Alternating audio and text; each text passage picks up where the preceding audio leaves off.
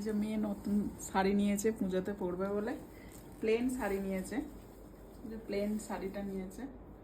তো বললাম আমি এটা খালি খালি লাগছে, তো আমি বললাম তাহলে লেস তো ঘরেতেই আছে, তো এই জন্য এই যে লেস বসানো হচ্ছে, আর একটা লেস আছে, ভাবছি দুটো এরকম করে লাগিয়ে দেবো। কেমন লাগছে বলো তোমরা, তোর কেমন পছন্দ আছে? তোর ভালো লাগছে? ঠিক আছে, কমপ্লিট হোক তারপরে এটা দেখাবো পুরো। শাড়িটা হয়ে গেছে একদম কমপ্লিট, দেখ তোর পছন্দ হয় কিনা। মনের মতো যদি হয় বল, আর তো আবার মনের মতো একদম হতে চায় না।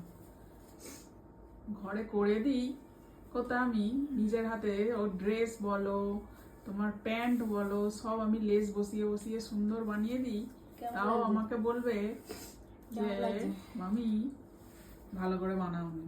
তুই বল কেমন লাগছে তোর? আমার তো ভালোই লাগছে, প্লেন শাড়িটা দেখ কত সুন্দর হয়ে গেল।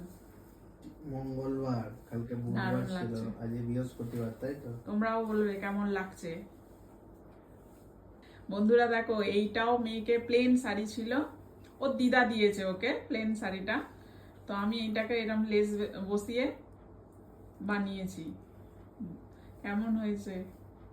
আমার তো খুব ভালো লেগেছে, জানি না সবার পছন্দ তো আলাদা হয়, সেই হিসাবে মেয়েরও খুব পছন্দ হয়েছে। বাড়িতে একটু পুজো রাখবো, মেয়ে বলছে আমি এটা পরবো, আমি ঠিক আছে।